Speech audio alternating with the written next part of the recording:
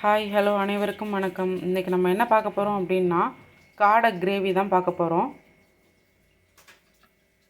காடையை clean பண்ணி wash பண்ணி எடுத்து வச்சுருக்கோம். இதை பீசஸாக கட் பண்ணி இந்த காடையில் கிரேவி பண்ண போகிறோம். வாங்க எப்படி செய்கிறதுன்னு பார்க்கலாம்.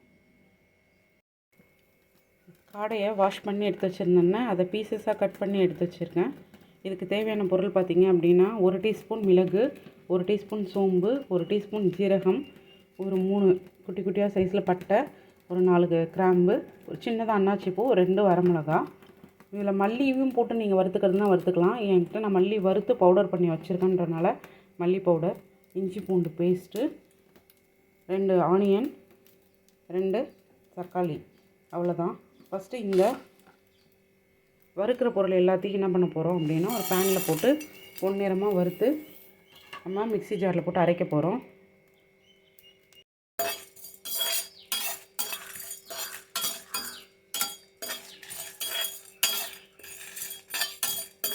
நான் மல்லி இதில் போட்டு அரைக்கிறதுல நீங்கள் அரைக்கலாம். நான் மல்லி பவுடர்னு தனியாகவே வீட்டில் அரைச்சி ஸ்டோர் பண்ணி வச்சுருக்கேன்.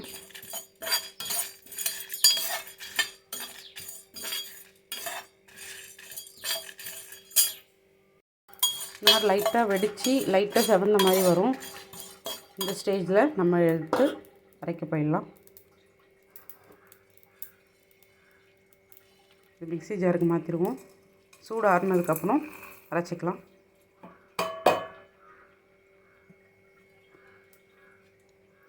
அடுப்பில் ஒரு கடாய் ஒன்று வச்சுக்கலாம். சைட் பை சைடு நம்ம தாளிப்பு பார்க்கலாம்.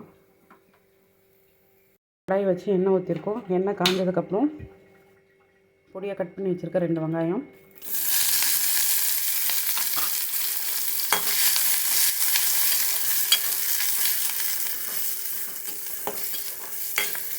வெங்காயம் வதங்கிறது கொஞ்சமாக உப்பு போட்டுக்கலாம்.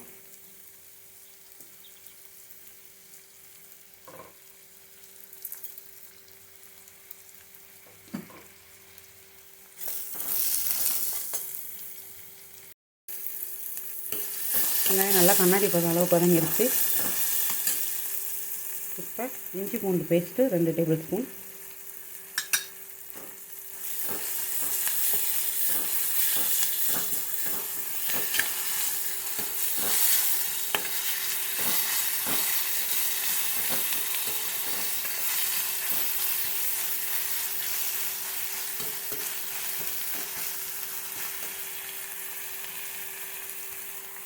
கட் பண்ணி வச்சுருக்க 2 தக்காளி,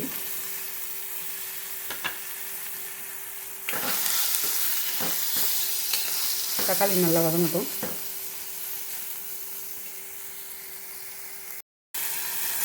தக்காளி நல்லா வதங்கி மசிஞ்சிருச்சு. இப்போ நம்ம கட் பண்ணி எடுத்து வச்சுருக்கிற காடையை போடுறோம்.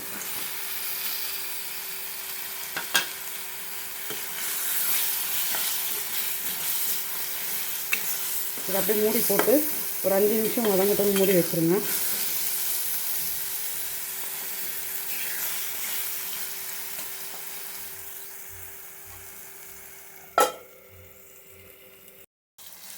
காடை நல்லா வதங்கிடுச்சு. இப்போ நம்ம எடுத்து வச்சுருக்கிற மல்லித்தூள்,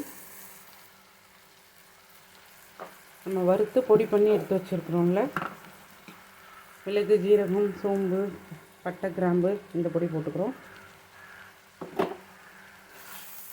இது ஓவர் குக் ஆகணும்னு அவசியம் இல்லை. காடை வேகிறதுக்கு மட்டும்தான். அப்படியே தண்ணி ஊற்றிக்கலாம். தேவையான அளவு தண்ணி விட்டாச்சு. அந்த மசாலா பொடி போட்டதுக்கப்புறம் இது நல்லா கொதித்து வரட்டும்.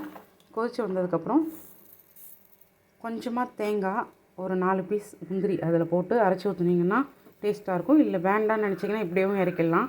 நமக்கு சூப்பரான செட்டிநாடு ஸ்டைலில் காடை கிரேவி ரெடி ஆகிடும். இது ஒரு 7 to 10 மினிட்ஸ் வந்து நல்லா கொதிக்கணும். கொதிச்சதுக்கப்புறம் பார்க்கலாம். மிக்ஸி ஜாரில் கொஞ்சமாக தேங்காயும் 4 முந்திரியும் போட்டு வச்சுருக்கேன். இது நைஸாக அரைச்சி எடுத்துகிட்டு வந்து நம்ம அதில் கிரேவியில் ஊற்ற போகிறோம். குழம்பு நல்லா கொதித்து வற்றி வந்துருச்சு. காடையும் வந்துருச்சு. இப்போ நம்ம அரைச்சி எடுத்து வச்சுருக்கிற தேங்காய் முந்திரி பேஸ்ட்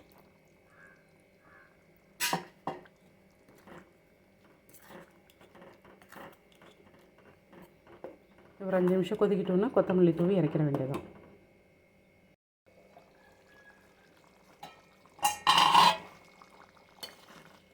அவ்வளோதான், நல்லா கொதிச்சிருச்சு கிரேவி. இப்போ நம்ம கழுவி கட் பண்ணி எடுத்து வச்சுருக்கிற கொத்தமல்லி தூள் தழையை போட்டுடுறோம்.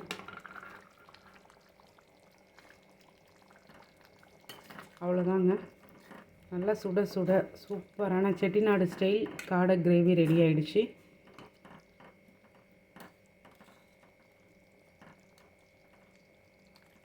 பிடிச்சிருந்தா நீங்களும் இதே மாதிரி ட்ரை பண்ணி பாருங்கள். லைக் பண்ணுங்கள், சப்ஸ்கிரைப் பண்ணுங்கள். தேங்க்ஸ் ஃபார் வாட்சிங். பாருங்கள், சூப்பரான காடை கிரேவி. நீங்களும் இதே மாதிரி ட்ரை பண்ணி பாருங்கள்.